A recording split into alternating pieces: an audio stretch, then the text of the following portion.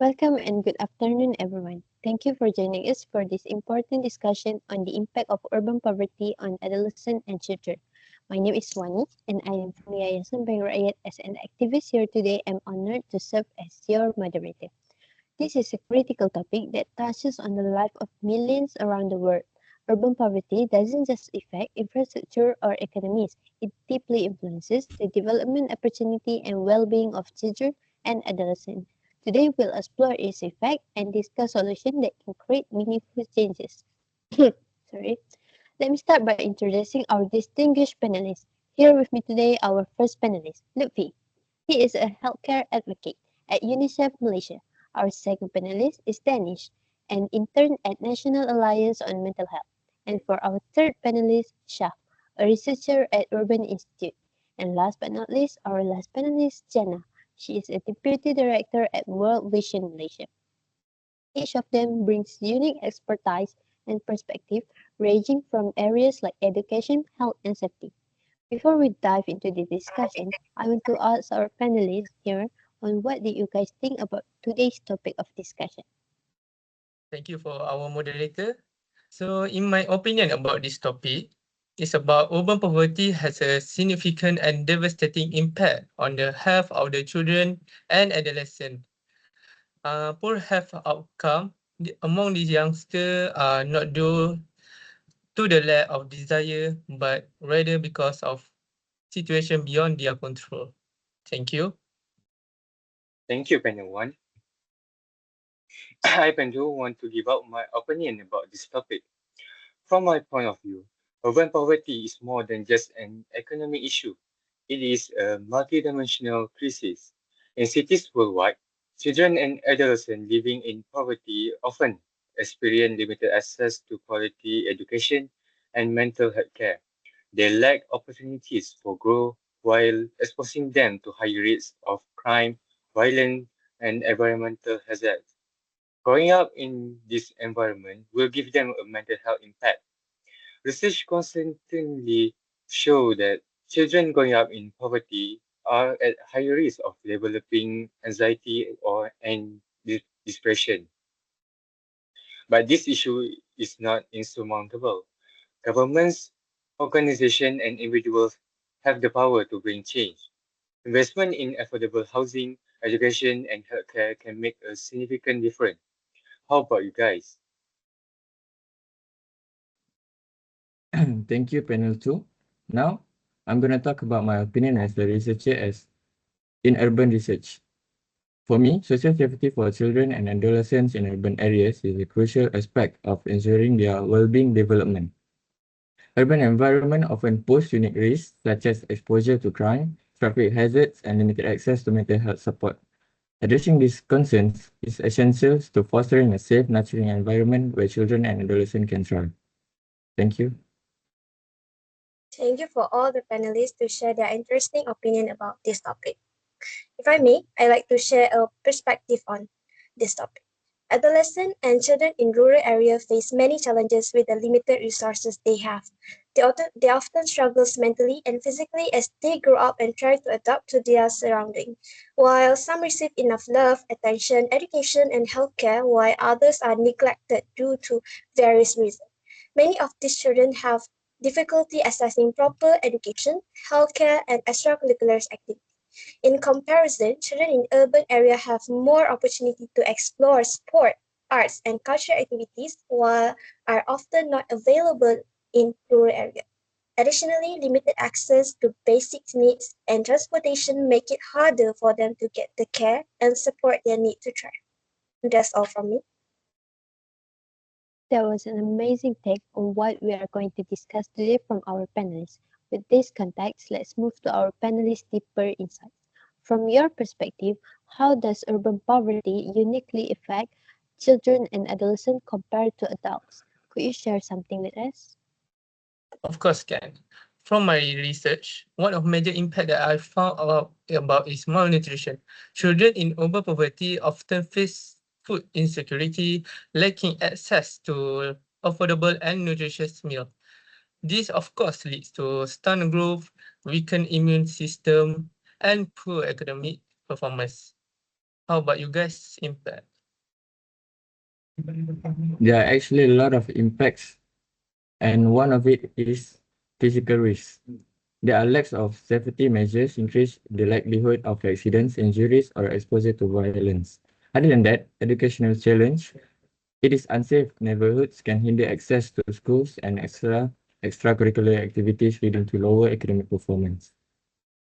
That's all from me. Danish, you have worked extensively on mental health issue. Could you talk about the connection between urban poverty and mental health on children and adolescents? There are various connections between urban poverty and mental health. We all know urban poverty is always about affecting material well-being, but it's not just that. Urban poverty also impacts the mental health and emotional development of young minds. Children and adolescents growing up in poverty-stricken urban areas face chronic stress due to lack of basic needs, difficulty on getting healthcare, and exposure to violences. This can lead to anxiety and depression at an age when they should be focused on learning and growth.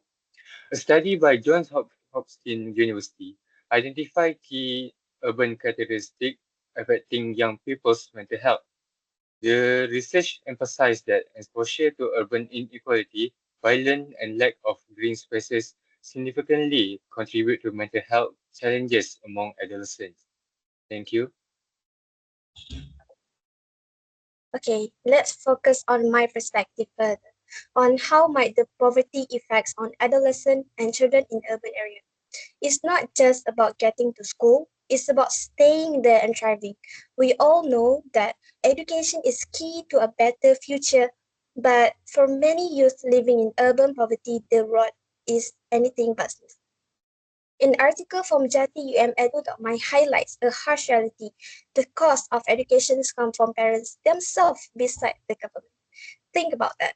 Many parents are already struggling to make ends meet. Adding schools expensive to the mix is overwhelming. How can we expect students to stay in school when their family are barely getting by? On top of that, schools in this area often lack the essential, reliable resources, qualified teachers, and up-to-date facilities. Imagine trying to learn in an environment where you don't have the tools you need or the support you deserve. It's a tough situation that impacts not just attendance, but also academic performance too. This all from Sorry, can I add one more thing before we move to the next agenda? sure, Yes. why not? Okay, thank you. So my recent research is about many families can't access to healthcare due to financial problem and a lack of clinic nearby of them. When these things are happen, preventable illnesses are often left untreated, affecting long-term growth and productivity. That's all from me. I am stunned by all of our panelists' points, but let's open this up for a more dynamic conversation. What role do local governments, NGO, and communities play in mitigating the effects of urban poverty on young people? Are there successful models or initiatives you want to suggest?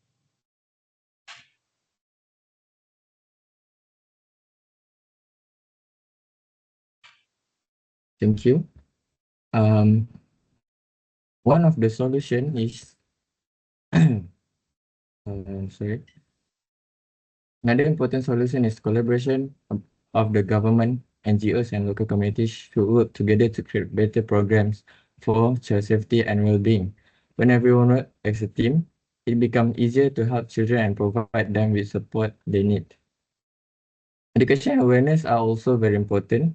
Schools and communities should teach children and parents about personal safety, bullying, and mental health.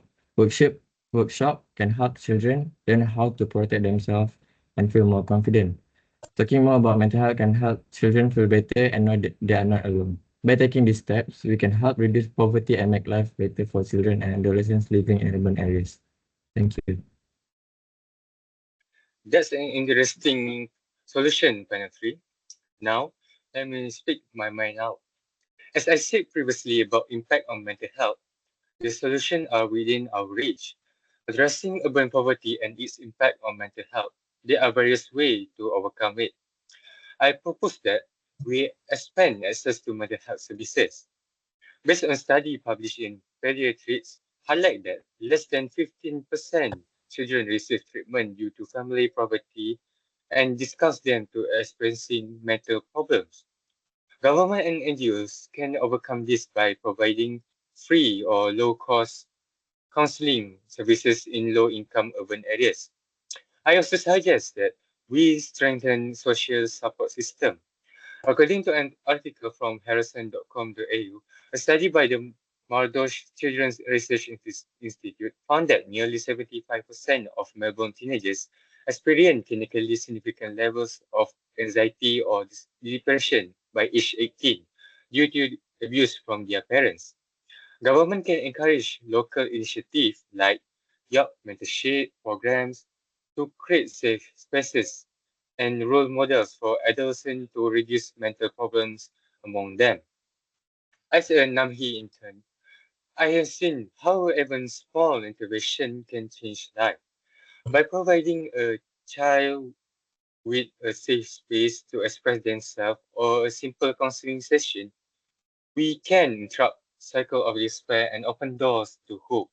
That's all from me.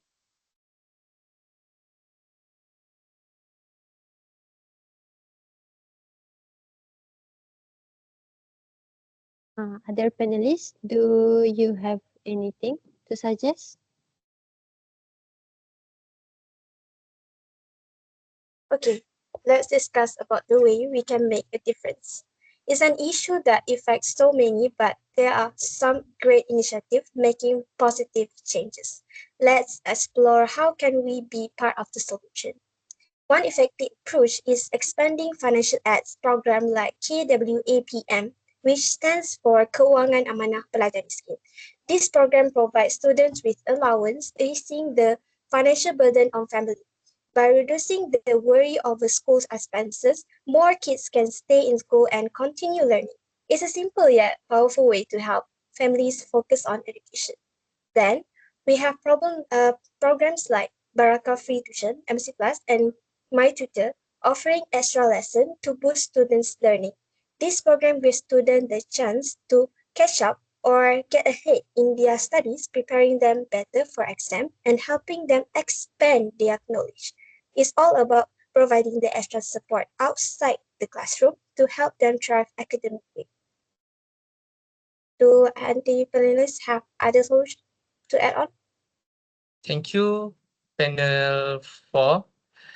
And I also love your initiative related about school, because I also believe that subsidized school meal programs and community food bank can play a crucial role in ensuring children receive a proper nutrition, because health starts with what we eat.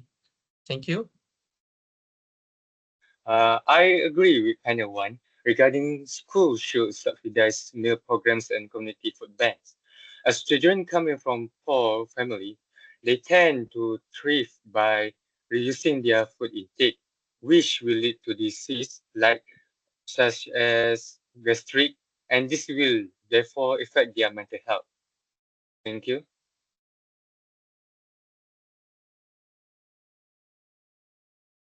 Okay. Do other panelists have anything to say? I like to add another point. Another exciting development that I would like to share with you is the skill-based course and digital literacy programs offered by various NGOs. This initiative equips students with practical skills and they can use to earn an income after finishing their course.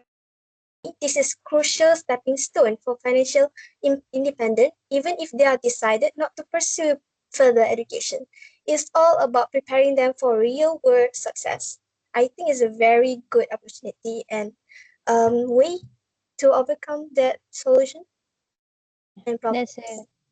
That's a great idea from our panelists. And yeah, Thank you all for an engaging and insightful discussion. It's clear that while urban poverty presents immense challenges, there are opportunities for collaboration, innovation, and systematic change to support adolescents and children. I'd like to thank our incredible panelists for their time, expertise, and dedication. And thank you to our audition for your attention. Let's continue this conversation beyond today, whether through advocacy, research, or grassroots actions. Together, we can create brighter futures for the youngest members of our urban communities. Thank you and have a great evening. Bye. Thank you. Bye bye. Bye. Thank you, guys. Thank you, everyone. Thank you. Thank you. Okay, thank you.